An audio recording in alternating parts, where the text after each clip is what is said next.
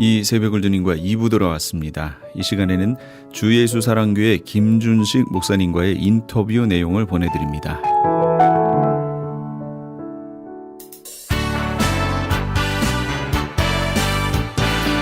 헤럴드 초대석.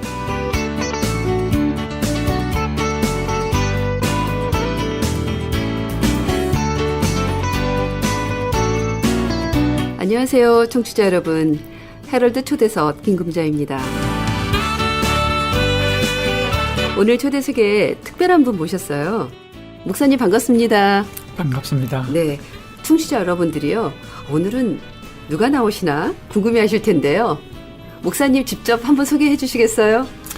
예, 저는 토렌스에서 주 예수 사랑교회 담임하는 김준식 목사입니다. 네, 토렌스에서 오시느라고 오늘 출혈평 많으셨을 텐데 괜찮으셨어요? 1시간 반 걸렸습니다. 힘드셨겠습니다. 이렇게 먼 길 와주시고 이렇게 또 청취자들 분들 위해서 귀한 시간 내주셔서요. 너무 감사드립니다. 감사합니다. 네. 목사님 교회 이름에서 느껴지는 그 포근함이 있어요. 주 예수 사랑교회. 그 목사님 인상도요, 그 교회 이름처럼 너무너무 이렇게 포근하게 느껴집니다. 사람들이 교회 이름이 너무 좋다고 이야기합니다. 네. 목사님 얼굴하고 너무 비슷하세요. 청취자 여러분들한테 보여드릴 수가 없어서 아쉽지만요. 너무너무 좋습니다. 오늘 그 헤럴드 초대석에 목사님을 게스트로 모신 이유가 있어요. 뭐 2번째 책을 내셨다고요. 근데 네. 목사님 연세가 이렇게 젊지는 않으신데 이렇게 또 사역하시고 또 책까지 내시고, 그래서 저희가 그 책이 참 들어보니까 너무나 읽고 싶은 책이에요. 그래서 특별히 목사님 모셨는데 그 책에 대해서 한번 소개 좀 해주세요. 책 제목이 창세기 원역사의 비밀이라고 되어 있거든요. 거기에 대해서 설명 좀 해주시죠. 예, 제가 2013년에 네. 요한계시록의 정원 상하권을 냈습니다. 아, 네. 상하권이니까 각 건당 1,000권에서 2,000권이 거의 다 팔렸어요. 그런데 이 책을 출판하고 나서 마태복음 24장 24절 37절 39절 그리고 누가복음 17장 26절에서 30절 말씀에 예수님께서 말세에 대해서 이야기하시면서 인자에 올 때는 노아의 때와 같고 소돔과 고모라의 때와 같으리라 하는 그 말씀을 대하면서 그 창세기 원역사가 요한계시록과 연결이 되는구나. 그래서 우리가 말세에 대해서 또 주님의 재림에 대해서 알기를 원하는데 미래의 일들은 우리가 알 수 없고 네. 과거를 예수님께서 제시하셨으니까 네. 과거에 있었던 노아 홍수 때 소돔과 고모라의 때를 연구하면은 네. 미래의 예수님의 재림의 때가 어떠한 것을 알겠다고 생각이 돼서 창세기 원역사를 연구하기 시작했습니다. 아, 그렇군요. 거꾸로 요한계시록의 증언이라는 책을 쓰게 되시면서 다시 창세기로 돌아가서 그 비밀들을, 연관된 비밀들을 밝히는 작업을 하신 거네요. 예. 대단하세요. 저희 신학생들한테 굉장히 도움도 될 것 같고, 그렇죠? 네, 이 책이 진짜 많은 도움이 저희 도서관에 좀 비치 좀 하도록 좀 저도 해보겠습니다. 네. 그래서 지금 일반 청취자들이 그럴 거예요. 창세기의 원역사의 비밀. 그러면 굉장히 듣고 싶은, 읽고 싶은 책이거든요, 제목이. 예. 그러면 이제 원역사란 과연 또 그걸 어떻게 원역사라고 할까 궁금해할 것 같아요. 그래서 원역사란 어디서부터 어디까지 좀 설명 좀 해주시죠. 예, 원역사는 영어로 프리히스토리인데 네. 우리 창세기 1장에서 11장까지입니다. 네. 이것은 인간의 역사로 기록된 것이 아니고 하나님께서 모세에게 계시한 것 아니겠습니까? 그렇죠. 이 창세기 1장 1절 그리고 1장에서 11장까지가 믿어지면 성경 66권이 믿어질 거예요. 네. 왠가 하면은 우리가 이제 부모에게서 태어났는데 우리가 어떻게 태어난지 알 수 없지 않습니까? 그렇죠. 부모가 네가 언제 어디서 태어났다고 해요. 그런가 보다. 그냥 믿어주는 겁니다. 그렇죠. 그렇죠. 네. 그걸 믿지 않으면은 자기 존재를 믿을 수 없지 않습니까? 그렇죠. 그렇듯이 우리가 믿는 하나님 또 우리가 믿는 하나님의 말씀인 성경 중에 창세기 1장에서 11장까지는 네. 하나님께서 계시로 주신 거예요. 그렇죠. 그래서 이거 그냥 받아들일 수밖에 없는 거죠. 네. 그래서 안 믿는 사람, 못 믿는 사람들이 창세기 신하다 이렇게들 이야기하는데 이건 하나님께서 하신 말씀이니까 그대로 그냥 믿어야 되는 겁니다. 네, 맞습니다. 그래서 창세기 1장 1절이 믿어지면은 66권이 66권이 믿어진다. 다 믿어지는 거죠. 예, 목사님 예, 듣고 그래서- 보니까 예. 저희 남편이요. 처음 예수님 믿을 때 네. 1장 1절을 못 넘어갔어요. 예. 네. 믿어지지 않는다는 거예요. 예. 그러니까 66권이 안 믿어지잖아요. 그런데 이런 책을 읽으면 정말 믿어질 것 같고 그 당시에 있었다면 더 좋았을 것 같고 네. 그 뒤로 저희 남편도 공학도예요. 네. 근데 성경 공부를 하면서 이 차원 얘기를 하면서 풀어주니까 이해를 하면서 네. 그 다음부터는 성령님이 역사하시니까 믿어주고 전부 지금은 안수입사까지 됐거든요. 네. 그러니까 이런 책이 일반 성도들한테 굉장히 좋을 것 같아요. 네. 너무 조금 읽어봤더니 네. 너무 논리적이면서도 믿어지는 하나님의 그 성령의 감동을 주셔서 쓰셨겠지만 네. 네. 조금 더 얘기해 주세요. 예. 궁금하네요. 청취자님들께 제가 질문을 하겠습니다. 네. 우리 성도님들이 성경을 많이 읽고 창세기를 많이 읽으셨을 텐데 네. 또 설교도 많이 들었을 텐데 노아의 생일이 네. 언제인지 아십니까? 모르겠는데요. 노아의 생일이 창세기 8장 13절에 네. 나와 있어요. 그랬어요? 예. 그래서 우리는 그냥 지나쳐버리죠. 네. 그렇다고 물론 노아의 생일이 1월 1일이다라고 예. 이렇게 하면은 네. 그런가 보다 이렇게 하겠는데 네. 하나님께서 밝혀주는 눈으로 네. 이제, 보이더라고요. 8장 창세기 8장 13절에 어떻게 됐죠? 예. 노아의 연세 601년 1월 예. 1일이라고 했어요. 노아의 연세가 아니고 601년 1월 1일. 만약에 노아의 생일 1월 2일이나 1월 3일이었으면요. 네. 601세가 될 수 없지 않습니까? 그렇죠. 그러네요. 그래서 601년 1월 1일이라고 성경이 나와 있으니까 노아의 생일이 1월 1일 될 수밖에 없죠. 그러네요. 예. 확실히 예리하시네요. 네. 저희는 그냥 네. 그래서 이런 코드 같은 네. 말씀들이 네. 이 책에 많이 기록되어 있습니다. 읽어보면 풀어지겠네요. 예, 많은 문제들이 풀어질 겁니다. 그리고 네. 또 셈은 우리 인류의 시조입니다. 그렇죠? 네. 예, 시조인데 아주 중요한 분인데 셈이 노아 홍수가 일어나는 해에 연세가 97세라고 성경에 나와 있습니다. 네, 맞습니다. 예. 네. 그건 아셨어요? 네.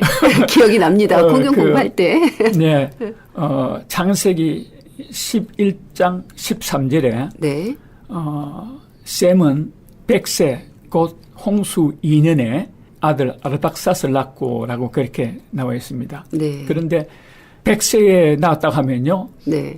셈이 100세 아르박삿을 언제 낳은지 모르죠. 그런데 하나님께서 네. 우리 하여금 알게 하시기 위해서 네. 그 토를 달아주셨는데 홍수 2년이라고 했어요. 이 말이 너무 오묘해요. 이게 그냥 키포인트네요. 네. 네. 비밀이네요. 예. 그러니까 이제 홍수가 만 1년 아닙니까? 네. 홍수 2년이니까 홍수 후에 셈의 나이가 98세라면은 네. 만 1년 동안 홍수 있으니까 네. 홍수가 시작된 해에 셈의 나이가 97세인 겁니다. 예. 그렇게. 그런데 이건 굉장히 중요한 그 힌트예요. 네. 왠가하면은 셈이 600세를 살았는데 네. 그러니까 홍수 전에 97세였다는 것은요. 네. 아주 성인으로서 네. 홍수 전에 그 삶을요 다 경험했다는 예, 것입니다. 그러네요. 예. 그러고 나서 이제 홍수 후에 503년을 살면서 그 홍수 세대들에게 홍수 전에 그 삶을 전수한 연결하는. 예, 네. 연결하는 브리지 역할을 하는 아주 그랬어요. 중요한 분인 것입니다. 그렇게 생각을 못 해봤는데 목사님 이렇게 얘기하시니까 정말 그렇네요. 예. 예, 이렇게 해서 하나씩 비밀을 밝혀가는군요. 예. 창세기 5장 32절 말씀에 네.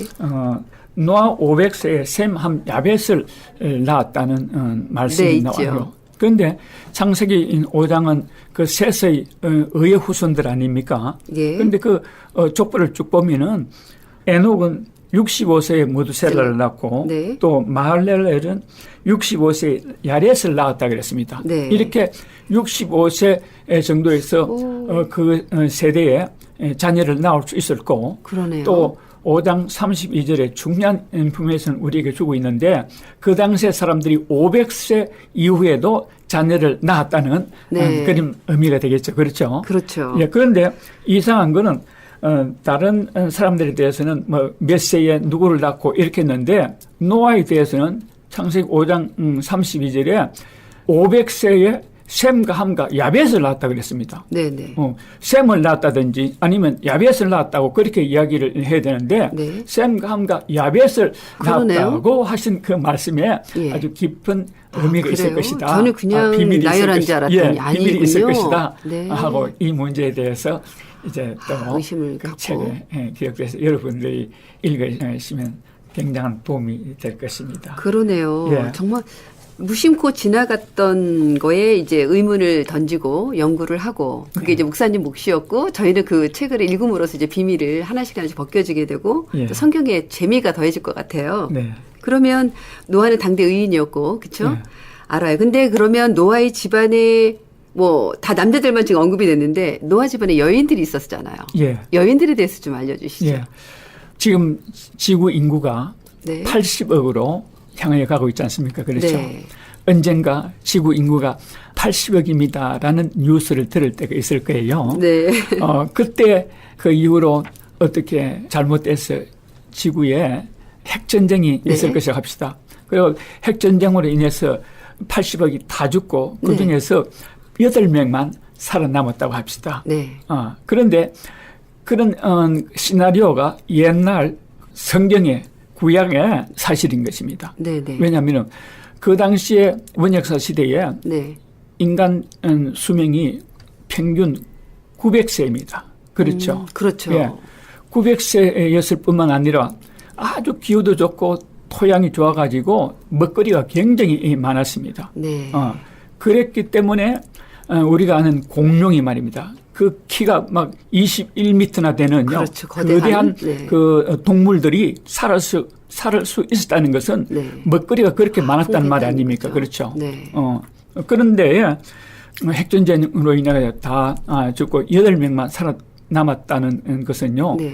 굉장한 인물들입니다. 그럼 10억 분의 1의 확률로 살아남은 사람들이에요. 선택받은 사람들이죠. 그렇죠. 예. 예. 인류를 이어가기 그렇게 위한. 중요한 인물들인데 네. 성경에 이름을 밝히지 않고 있어요. 네. 남자들 노아, 셈, 함, 야벳만 이제 밝히지 여자들의 이름에 대해서는요. 우리 인류의 엄청난 그런 시조 네. 중요한 인물들인데 그러게요. 이름을 밝히지 좀 않고 아쉬워요. 있어요. 네. 그래서 제가 네. 거기에 대해서 한번 또 생각해 보는 기회를 가졌습니다. 그러셨군요. 예. 좀 재미있으시겠어요. 이거 하나하나 비밀을 밝혀가는 과정이 우리는 네. 다 밝혀놓은 거를 그냥 읽으면 되지만 하지만 하나하나 밝혀가는 과정이 신이 나셨을 것 같아요. 네. 그렇죠? 연구자로서는. 네. 네. 예, 목사님. 성경에 보면 무드셀라가 가장 오래 살았다고 기록되어 있는데 노아와는 어떤 관계가 있고 무드셀라라는 이름의 비밀이 있는데 한번 좀 알려주시겠어요? 예. 모두셀라라는 이름은 이 사람이 죽으면 세상이 끝난다.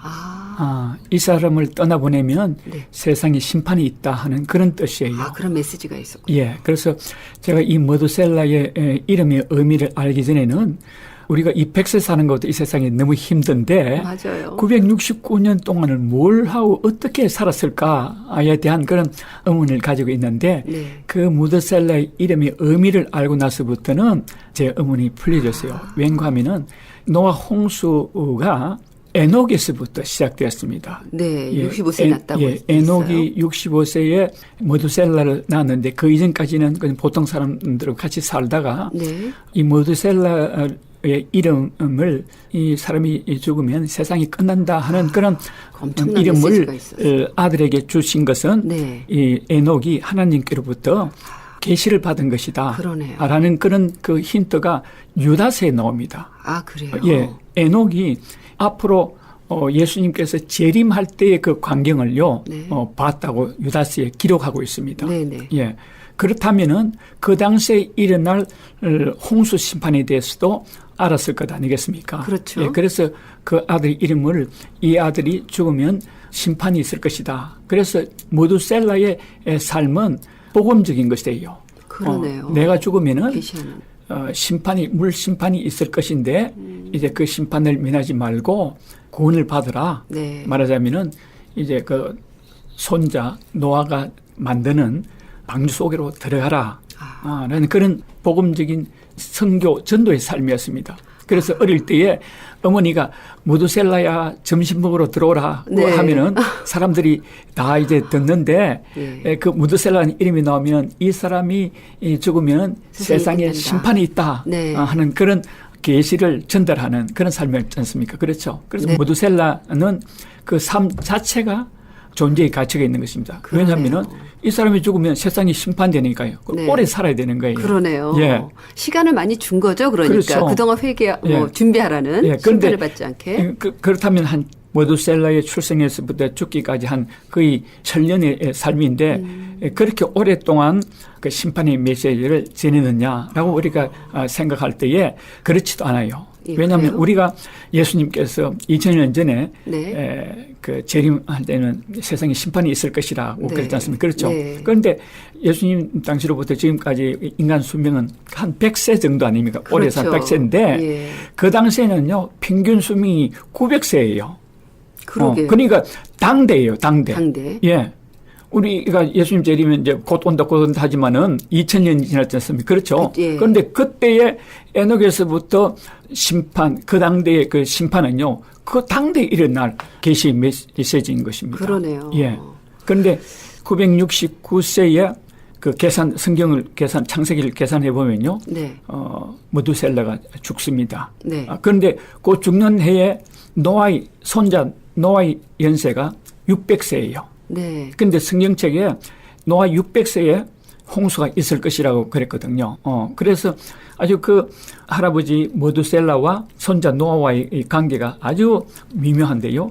노아의 생일이 1월 1일 아닙니까? 네. 그런데 성경책에 보면은 1월 17일에 홍수가 시작된다고 하나님께서 노아에게 말씀하셨죠. 앞으로 7일 후에 7일 후에. 라고 했으니까 그때가 시작된 해가 1월 17일인데 그러니까 일주일 전에 네. 노아에게 홍수의 날짜를 분명히 말씀해 줍니다. 네. 그렇다면은 메두셀라의 나이가 1월 10일 그 이전이어야 되는 겁니다. 그러네요. 예. 왜 1월 10일 그렇게 이전이냐면요. 네. 10일부터 17일까지 일주일은 네. 이제 그 홍수를 대비해 가지고 동물도 들어가고 네. 뭐 음식도 양식도 이렇게 준비하는. 비축하고 하는 그런 시간이었을 거고 네.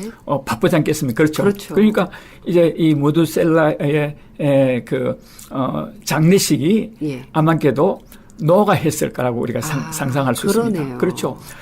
그 장례식에 홍수 전- 사람들이 예.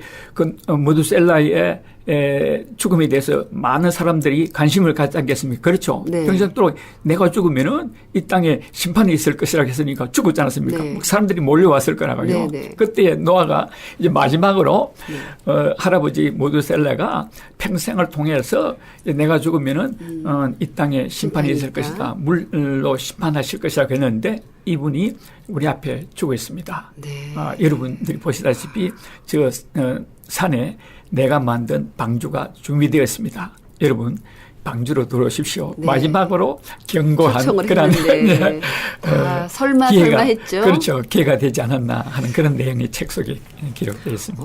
저는 목사님 얘기 들으면서 굉장히 비밀을 발견한 것 같아요. 제목처럼. 예. 그렇게 생각을 못 해봤어요. 이렇게 막 생일하고 또 노아의 관계가 그렇게 밀착되어 있고 그 이름에 주는 메시지가 네. 그렇게 영향력이 있었고 1000년 동안 가까이 유지되어 왔음에도 불구하고 사람들은 회개를 안 하고 정말 완악해지고 그렇죠. 사건들이 많잖아요. 그래서 결국 선택받은 사람만 노아 가족만 들어갔잖아요. 그렇죠.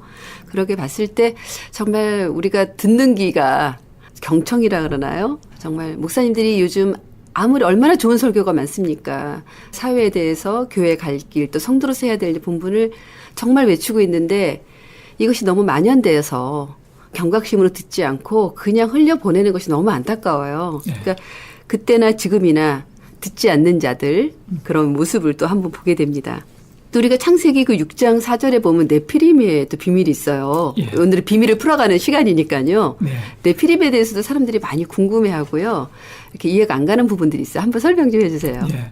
네피림이란 저주받은 자들이란 그런 뜻인데 창세기 6장 4절에 네피림이 전에도 있었고 후에도 있었다고 말합니다. 그런데 우리 한글 성경에는 그렇게 나와 있질 않아요. 네.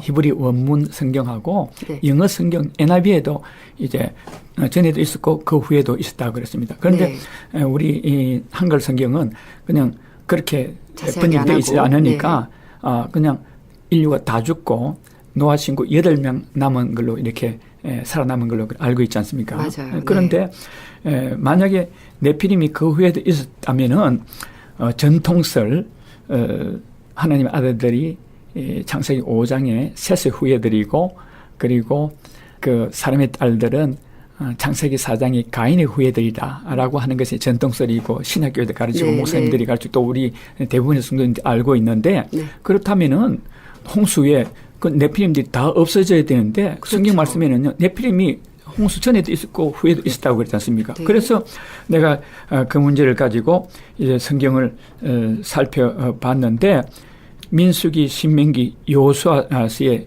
네피림이 있는 것이 이제 보여지는 겁니다. 민수기 13장 33절 말씀에 네피림 후손 곧 아낙 자손이라고 그렇게 말합니다. 네. 그래서 네피림은 홍수 전에 그 거인들을 의미하는 것이고 아낙 자손은요 홍수 후에 아낙 자손. 그래서 아낙 자손들을 이렇게 쭉 했는데 창세기 14장에서부터 나오기 시작해요. 네. 그 창세기 14장에 보면 슌밈 또 여러 가지 족속들이 나오는데 그 사람들이요 창세기 14장은 아브라함 시대입니다. 그렇죠. 12장부터. 그렇죠. 예. 그런데 그때로부터 400년 후인 이스라엘 백성들이 출애굽을 해서 이제 그 가나안 정복을 하는데요. 이 가나안 정복이 그 아낙 자손들 거인들을 하나님께서 심판하는 것이에요. 네. 그것이 창세기 15장에 하나님께서 아브라함에게 예언하시기를 네 후손이 그 외국 땅에 가가지고 400년 종살이 하다가 이 땅으로 돌아올 것이다. 네. 그러면서 아모리 자손들이 죄악이 아직 가장 관영치 않았다고 그랬습니다. 네네. 말하면 심판하실 것인데 아직까지 심판할 그런 수준이 이르지 않았다고 그랬거든요. 네. 그러면서 이스라엘 백성들을 이제 400년 후에 가나안 땅으로 인도하셔가지고요. 이제 그 정복 전쟁을 일으키는데 신명기 19장 말씀에 보면요. 이스라엘 백성들의 그 가나안 정복은 아낙 자손들과의 전쟁이라고 그랬습니다. 네. 예. 그래서 창세기 1장 28절 하나님께서 사람을 창조하시고 번성하고 충만하라고 그렇게 했는데 하나님 말씀은 변치 않은데 어떻게 이렇게 가나안 족속들을 어린 아이같이 젊은이같이 다 죽이게 하셨는가 하는 데서는요. 이 아낙 자손들에 대한 비밀이 있다는 겁니다. 그렇군요. 예. 그래서 여호수아 11장 21절 22절에 보면요. 여호수아가 이 가나안 땅을 다 정벌하고 이스라엘 땅에는 아낙 자손들이 하나도 없더라 그랬습니다. 예, 그러면서 이제 토를 다스리기를 가사와 아스도드에만 아낙 자손들이 남았다 그랬거든요. 그 후로부터 500년이 지난 사무엘상에 보면 다윗에게 골리앗이 나타나지 않습니까? 그렇죠? 네. 예. 이 골리앗이 바로 이 아낙 자손의 후손들이에요. 그렇죠. 예. 네. 그리고 이 골리앗이 그 당시에 한 5손가락의 정도는 남은 그런 사람들인데 다윗과 다윗의 부하들에게 다 죽지 않습니까? 그렇죠. 그때 이후로부터는 성경에 네피림 아낙 자손에 대한 말이 없습니다. 아, 오늘 목사님 정말 듣고 싶은 게 너무 많은데 시간이 다 됐어요. 너무 아쉬운데요. 오늘 헤럴드 초대석에 나오신 우리 김준식 목사님 멀리서 오셨는데요. 너무 반갑습니다. 다음에 기회 되면요. 또 한번 모시겠습니다. 감사합니다, 목사님. 목사님, 주 예수사랑교회 김준식 목사님 오늘 모셨는데요. 오늘 그 나눠드린 비밀을 밝혀가던 창세기 원약서의 비밀 출판 기념회가 있다고 그래요. 2016년 10월 22일 토요일 오후 6시 세계 아가페 선교교회 친교실에서 있네요. 신축 본당이라고 되어 있고요. 저녁 식사가 준비되어 있다고 합니다. 여러분들 다 오늘 들어서 아시겠지만 궁금한 게 많을 것 같아요. 한번 가셔서 이 책은요. 일반 서점이 아닌 목사님께 직접 연락하셔야만 구입할 수 있다고 합니다. 그래서 주 예수 사랑교회는요. 17910 17910번 사우스 프레얼리 에비뉴 토렌스에 위치하고 있다고 합니다. 교회 전화는요. 213-434-3129 213-434-3129번입니다. 연락 주시면요. 여러분들의 기대에 부응하겠습니다.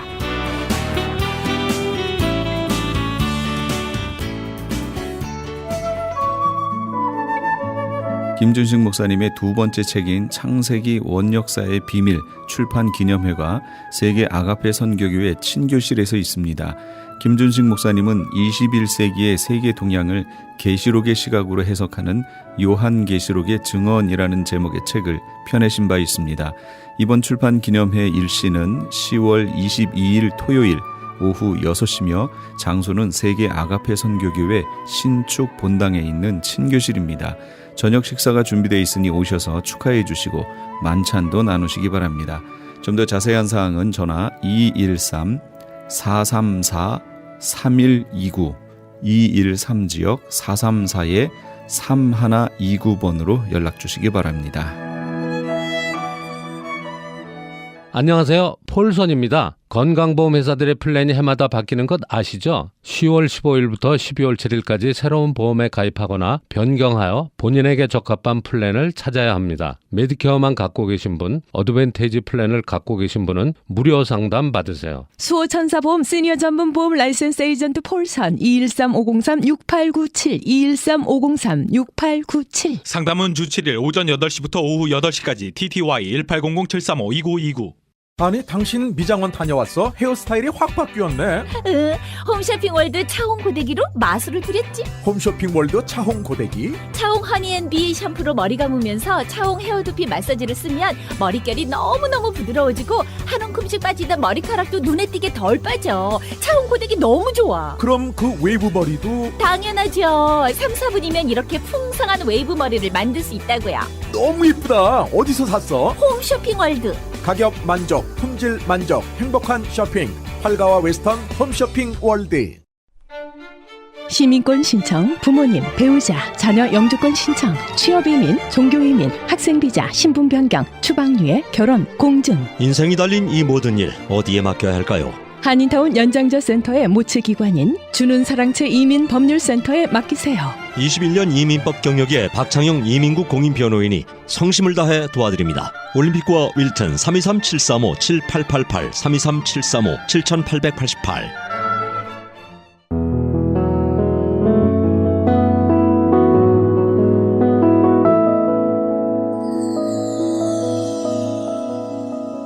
지금 여러분께서는 AM 1650과 인터넷을 통해 미 전역과 전 세계로 방송되는 크리스천 헤럴드의 이 새벽을 주님과 2부 함께하고 계십니다. 방송시간과 설교 편성표는 크리스천 헤럴드 신문 주간 편성표나 홈페이지 chtv1888.org에서 확인하실 수 있습니다. 계속해서 은혜와 평강교회 곽덕근 목사님께서 이사야 49장 14절에서 21절까지의 말씀을 본문으로 손바닥에 새겨진 사람이란 제목의 하나님의 말씀 전해주시겠습니다. 많은 은혜 받으시기 바랍니다. 사람이 살다 보면 스트레스를 받으며 살게 되어 있어요. 누구든지. 그런데 스트레스의 강도가 다릅니다. 가장 스트레스 강도가 큰 것이 배우자의 사망입니다. 그 다음이 이혼이나 부부 별거, 근친자 사망, 본인의 큰 부상이나 질병, 실업 등의 순서로 스트레스를 많이 받는다고 합니다. 서로 사랑하며 의지하던 배우자가 또 사랑하는 자녀들이, 사랑하는 부모님들이 먼저 죽게 되는 그런 상황. 몸이 아파 병원에 갔는데 암과 같은 질병으로 진단받는 그런 상황. 이런 상황에 놓이게 된다면 얼마나 낙담이 되고 얼마나 두려움이 생깁니까? 이제부터 어떻게 하나? 왜 이와 같은 고난이 나에게 찾아왔을까? 하나님, 왜 하나님은 나에게 이런 고통을 주십니까? 하면서 하나님께도 섭섭한 마음을 가지기도 합니다. 오늘 본문 말씀은요, 한 개인에게 주어진 그런 스트레스가 아니라 한 나라, 이스라엘 전체 백성들에게 엄청난 고난의 상황을 배경으로 하고 있습니다. 이사야 선지자가 예언 사역을 시작할 때는 유다 왕 우시야가 죽을 때입니다. 이 우시야 왕은요, 아주 선한 왕이었고 하나님을 잘 섬기는 왕이었습니다. 종교 개혁을 일으켜서 영적인 부흥을 일으켰고 정치적으로 잘 안정되어 가지고 우시야 왕이 다스리던 때에는요, 국토도 많이 넓혔던 그런 왕이었습니다. 그런 우시야 왕이 죽자 유다 나라는 점점 하나님을 멀리하기 시작했고요, 우상을 숭배하기 시작했고요, 도덕적으로 점점 타락한 생활을 하기 시작했습니다. 사회적으로도 문란하고 정치적으로도 쇠락하고 국가적으로도 국력이 쇠약해져가는 그와 같은 어려움을 겪게 되었습니다. 나중에는요, 므낫세 같은 왕이 등장해가지고요, 온 나라를 우상 천지로 만들어버렸습니다. 우상 숭배하는 것을 아예 장려를 했어요. 국력은 나날이 쇠퇴해졌습니다. 이러한 시대적 상황 속에서 이사야 선지자는 앞으로 이 유다 나라가 바벨론 나라의 침공을 받아서 멸망하게 될 것이다. 그래서 백성들은 죽거나 도망가거나 뿔뿔이 흩어지거나 포로로 잡혀가게 될 것이다. 이렇게 예언을 합니다. 그러면서 회개하고 하나님께로 돌아오라고 호소를 합니다. 이런 선지자를 므낫세는 잡아다가 죽여버렸습니다. 그래서 이사야 선지자는 순교를 당합니다. 그때가 BC 680년경입니다. 오늘 본문 말씀, 이 본문 말씀은요, 사실은 이사야 선지자가 죽은 다음에 100년이나 지난 후의 일을 예언하면서 기록한 말씀이에요. 그럼에도 불구하고 그 동사가 완료형으로 되어 있어요. 즉 100년 후의 일을 예언을 하는데 이미 이루어진 것처럼, 완료된 것처럼 완료형 동사를 사용하면서 예언을 하였다라는 겁니다. 반드시 이루어질 것이기 때문인 것이에요. 이사야 선지자는 그것을 분명히 믿었기에 예언하면서 이미 이루어진 것처럼 그렇게 확신하면서 완료형으로 사용한 것입니다.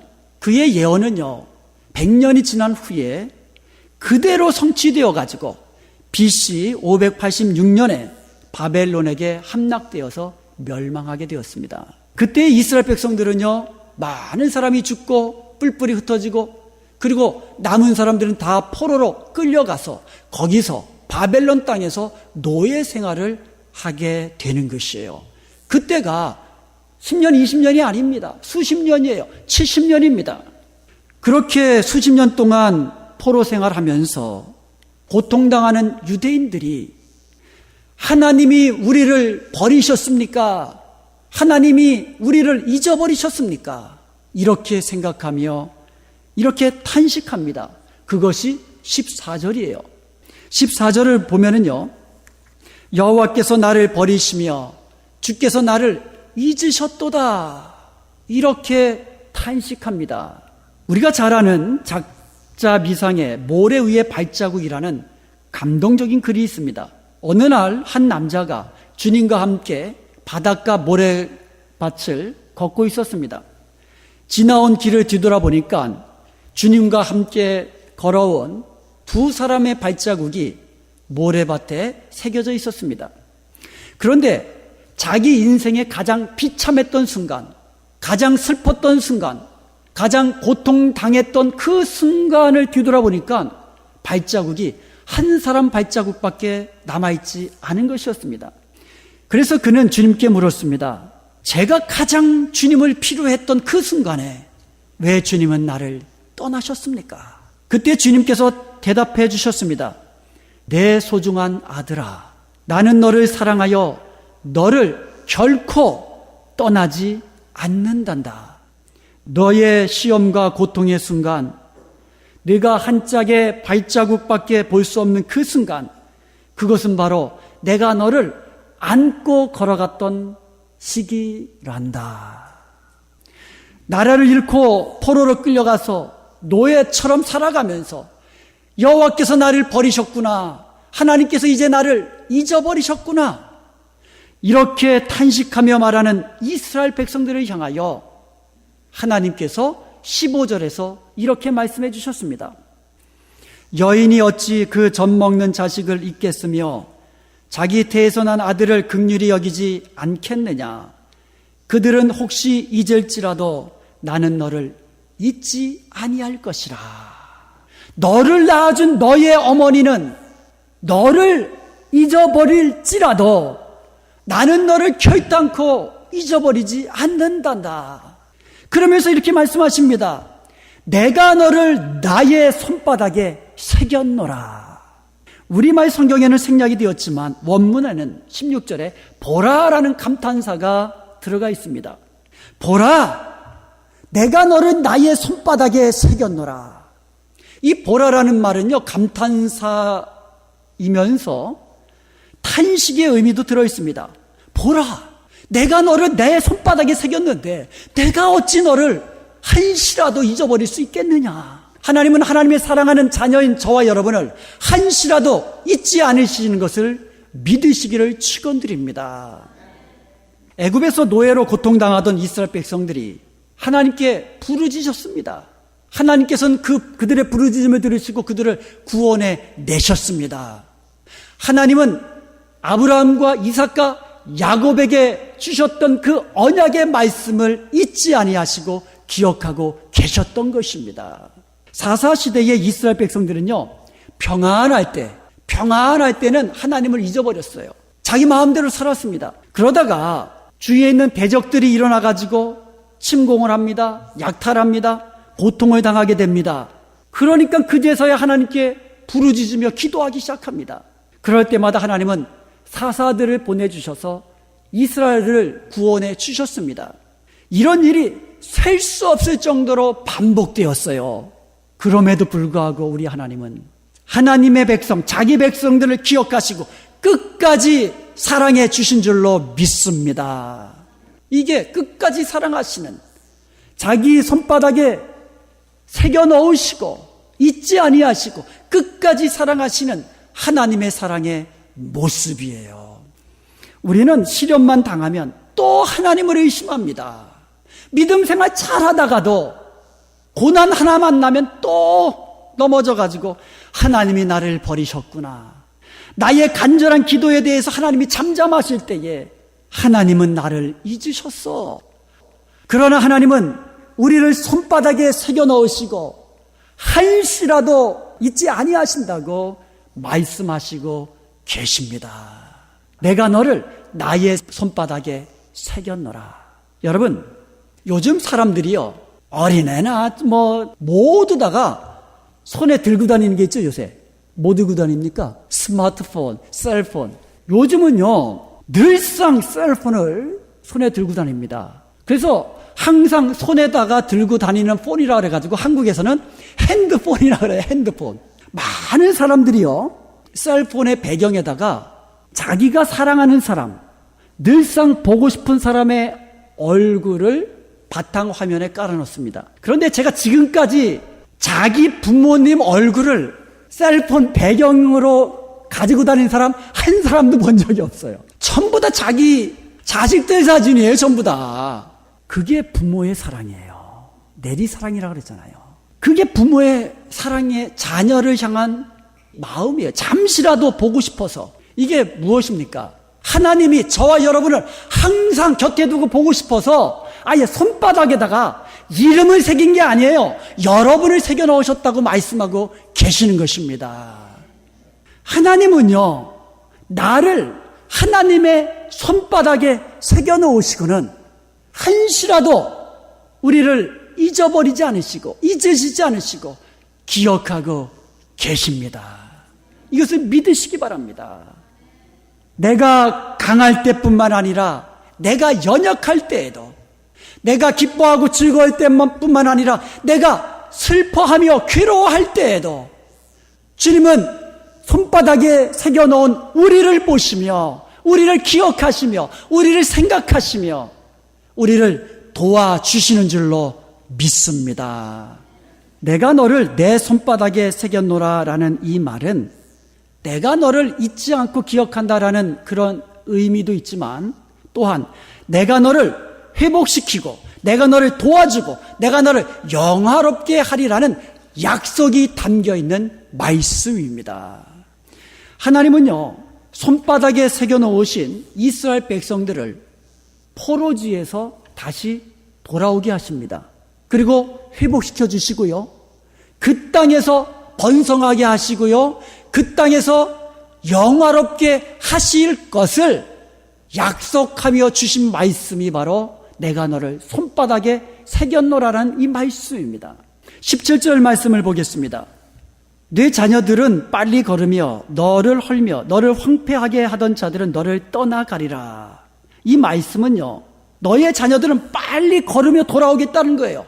포로지에서 자기 손바닥에 새겨진 사랑하는 사람들인 이스라엘 백성들을 포로지인 그 바벨론 땅에서 해방시켜 주셔서 서둘러서 빨리 본토 가나안 땅 예루살렘으로 돌아오게 하시겠다는 약속의 말씀이에요. 그리고 나서 18절에 이렇게 말씀하십니다. 나 여호와가 이르노라. 내가 나의 삶으로 맹세하노니 네가 반드시 그 모든 무리를 장식처럼 몸에 차며 그것을 띠기를 신부처럼 할 것이라. 여러분, 결혼식 할 때 신부 한번 보세요. 참 아름답지요. 제가 보기에는 여인들의 일생 중에서 가장 아름다운 때는 결혼식장에 들어가는 신부 때인 것 같아요. 그냥 있어도 아름다운데 거기에다가 예쁜 장식용 반지와 귀걸이와 목걸이를 하고 그렇게 하고 있는 그 신부의 모습을 한번 생각해 보세요.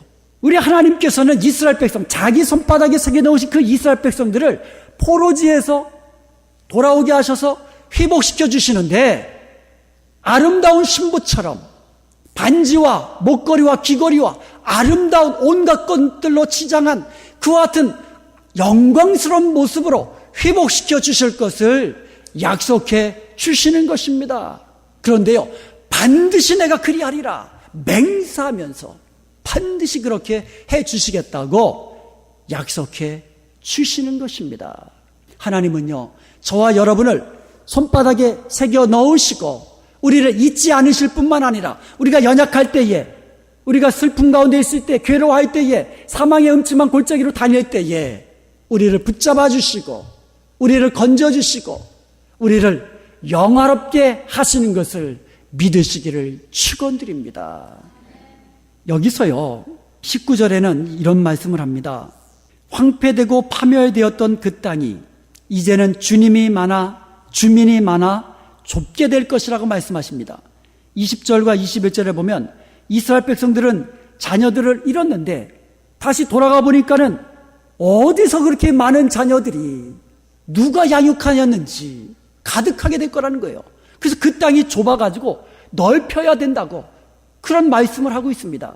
본문에 나와 있는 그 이스라엘은 1차적으로는 포로지에서 돌아온 이스라엘 백성들을 가리키는 것입니다. 그런데 이것은요, 영적으로 보면 회개하여서 예수님을 믿고 그리스도에게로 돌아온 영적인 이스라엘인 교회를 가리켜 말씀하고 있는 겁니다. 교회는요, 그리스도의 거룩한 신부입니다. 교회는 하나님의 영광이 가득한 것입니다. 영적으로 무수히 많은 예수님을 믿는 하나님 나라의 백성들이 하나님 나라를 가득히 채우게 될 것을 바라보면서 예언한 말씀이 오늘 본문의 말씀이에요. 사랑하는 여러분, 예수님을 믿는 저와 여러분은 하나님의 손바닥에 새겨진 사람인 것을 믿으시기 바랍니다. 이사야 44장 21절에 보면 이스라엘아, 내가 너를 지었고 너는 나에게 잊혀지지 아니한다고 말씀하고 있어요. 내가 너를 창조했기 때문에, 내가 너를 구원하였기 때문에 내가 너를 어떻게 잊을 수 있겠느냐. 이렇게 말씀하고 있는 겁니다. 손바닥에 새겨진 이름이라는 제목의 찬양이 있습니다. 거기에 이런 가사가 있어요. 손바닥에 피로 쓰여진 수많은 이름, 어느 하나 포기할 수 없네. 달려가리 아버지의 찢겨진 가슴 안고 눈물로 새긴 그 이름 찾아, 고통으로 새긴 그 이름 찾아 아버지의 찢겨진 가슴 안고 달려가리. 여러분, 도장에 이름을 새길 때에 도장에 이름을 판다라는 말을 써요. 그러니까 도장 입장에서 보면 자기 살이 파내어지는 그와 같은 아픔을 감수할 때에 그 도장의 이름이 새겨지는 겁니다. 우리 하나님께서 저와 여러분을 자기 손바닥에다가 새겨 넣으실 때에는 하나님의 살이 파내어지는 그 같은 아픔을 감수하셔야만 한다는 것이에요. 저와 여러분을 하나님의 손바닥에 새기실 때에는 그냥 새기신 게 아니에요. 독생자 아들 예수 그리스도를 이 땅에 내어주시고 십자가에 흘리신 그 피로 저와 여러분을 하나님의 손바닥에 새겨 넣으신 줄로 믿습니다. 자기 아들을 아낌없이 내어주신 그 하나님께서 어찌 저와 여러분을 한시라도 잊으실 수 있겠습니까? 어찌 사랑하지 않으실 수 있겠습니까? 어찌 모든 것을 더하여 주시지 않겠습니까? 우리는 하나님께서 그 아들 예수 그리스도의 피로 손바닥에 새겨 놓으신 그런 사람들입니다. 우리가 세상 속에 살면서 때로는 연약해질 때가 있습니다. 때로는 실패하여 고난을 당할 때도 있습니다. 때로는 죄의 오염 속에서 바둥거리며 살 때도 있습니다. 슬픔을 당할 때도 있고요. 고통 중에 힘들어할 때도 있습니다. 그럼에도 불구하고 하나님은 결코 우리를 잊지 아니하시는 것이에요. 예수 그리스도의 피를 가지고 자기 손바닥에 새겨놓은 우리를 어찌 잊을 수 있겠습니까? 그것을 믿으시기 바랍니다. 내가 너를 내 손바닥에 새겼고 너의 성벽이 항상 내 앞에 있나니. 하나님은요, 자기 손바닥에 새겨 넣으신 나의 주위에다가 높은 성벽을 쌓아 놓으셨습니다. 보호하시는 거예요. 하나님은 하나님의 손바닥에 새겨 넣은 사람들을 지키시기 위하여 주위에다가 높은 성벽을 쌓아 두셔서 원수들이 공격하지 못하게 하시는 거예요. 그런데 성경에 보면은요, 하나님 그분 스스로가 우리를 지키시는 산성이시고 성벽이신 것을 믿으시기를 축원드립니다. 하나님의 말씀이에요. 하나님이 우리를 지키시는 성벽 되어 주시는 것입니다.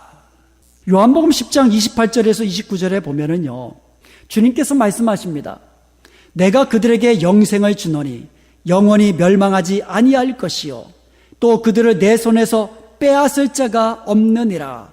그들을 주신 내 아버지는 만물보다 크심에 아무도 아버지 손에서 빼앗을 수 없느니라.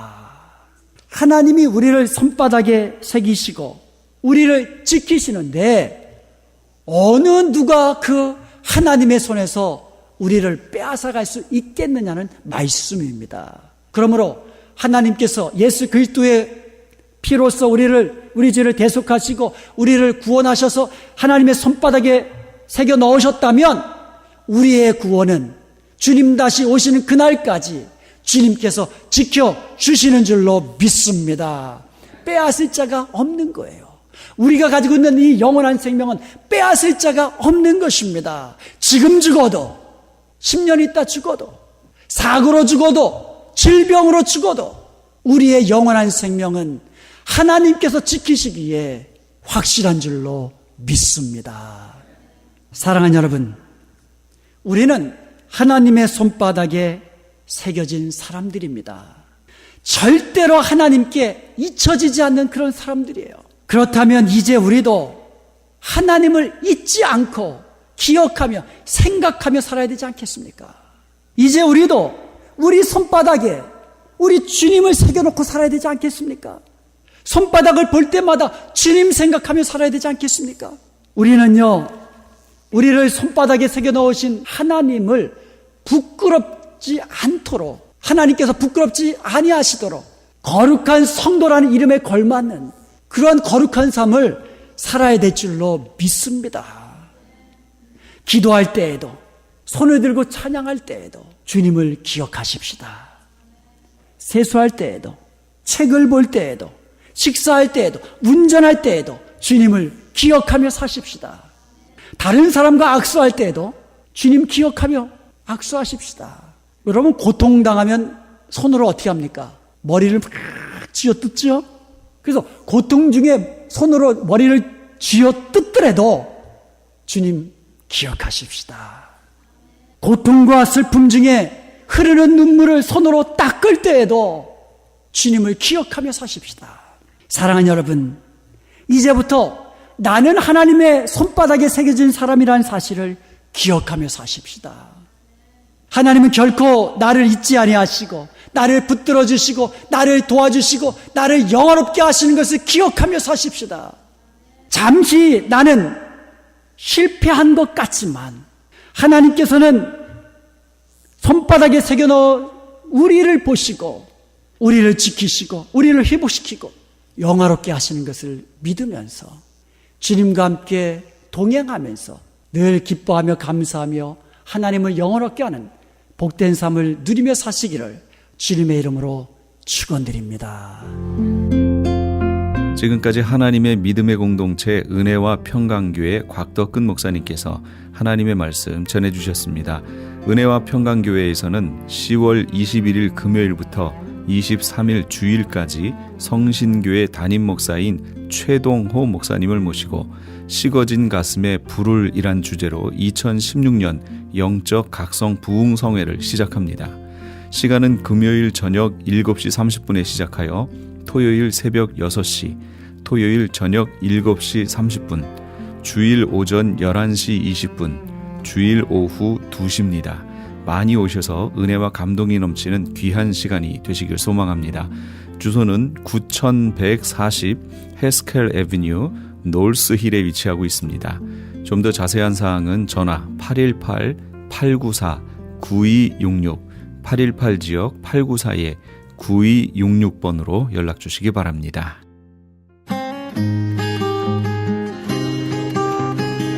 교계 게시판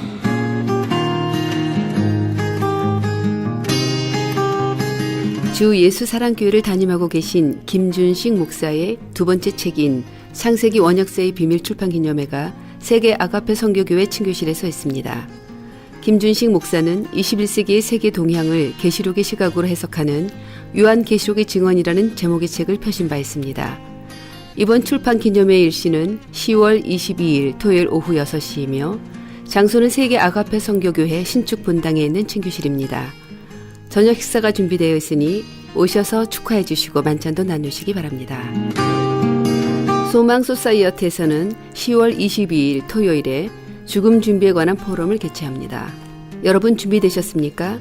당하는 죽음에서 맞이하는 죽음으로라는 주제로 열리게 되는 이번 포럼은 4명의 각 분야 주제 강사들이 나와 마지막을 어떻게 준비해야 하는지를 실제로 의학적, 사회적, 심리학적 관점으로 다루게 됩니다.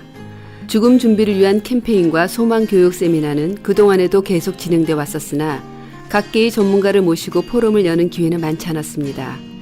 이번 소망 소사이어티의 소망 포럼은 10월 22일 토요일 오전 10시 30분부터 12시 30분까지 개최되며 장소는 얼바인 베델 한인교회입니다.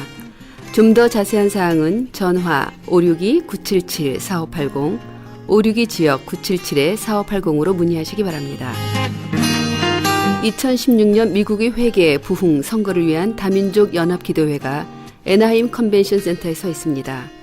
점점 하나님과 말씀을 떠나고 있고 신앙의 자유도 위협받고 있는 미국을 새롭게 할 강력한 대부흥이 속히 일어나고 미국을 하나님 앞에 바로 세울 지도자들이 선출되도록 모두 함께 모여 이 땅 회복과 부흥을 위해 눈물로 간절히 구합시다. 일시는 10월 23일 주일 오후 5시에서 8시까지이며 장소는 디즈니랜드 옆에 있는 애나하임 컨벤션 센터입니다.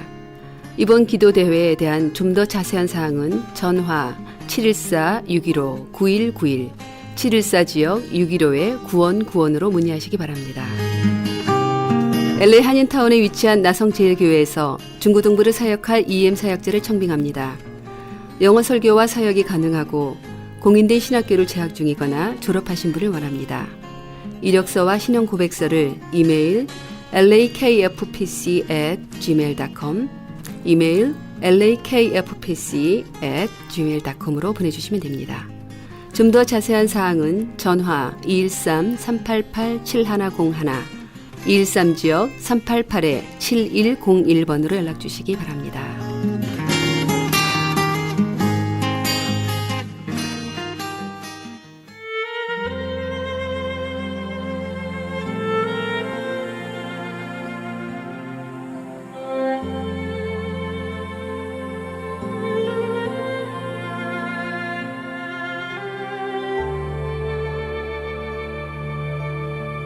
하나님의 종 모세의 노래 어린 양의 노래를 불러 가로되 주 하나님 곧 전능하신 이시여 하시는 일이 크고 기이하시도다. 만국의 왕이시여 주의 길이 의롭고 참되시도다. 계시록 15장 3절 말씀입니다. 시련의 무서운 불길이 우리 입술에서 찬양을 앗아갈 때도 더 높이 주를 찬양합시다. 하나님은 고통과 슬픔으로 조각나버린 인생도 새롭게 다듬어서 아름다운 악기로 만들어 주십니다. 찬양의 반주가 깃든 기도만큼 하나님을 기쁘시게 하는 것은 없지요. 찬양으로 기도드리는 사람보다 복 있는 사람도 없습니다. 나를 들어 연주하는 먼지만 쌓인 아무 쓸데없던 우리를 하나님께서 하나님을 찬양하는 아름다운 도구로 만들어 주셨습니다. 오늘 하루도 최선을 다해서 삶의 연주로 하나님께 찬양과 기도 드리시는 그런 하루가 되시기 바랍니다. 지금까지 크리스천 헤럴드 방송에서 보내드린 이 새벽을 주님과의 정영철이었습니다. 고맙습니다.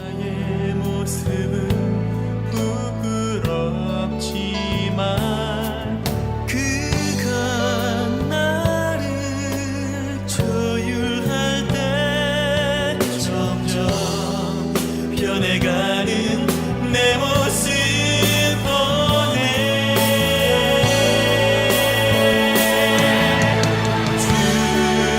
주님 날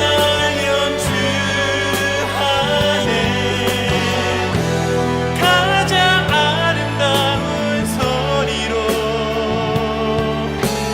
내 연약한 모습도 손 안에서 아름답게 되네.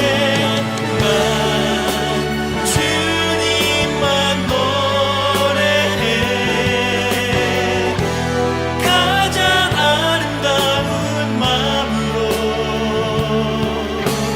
내 연주가 닿는 날 주님 그 품 안에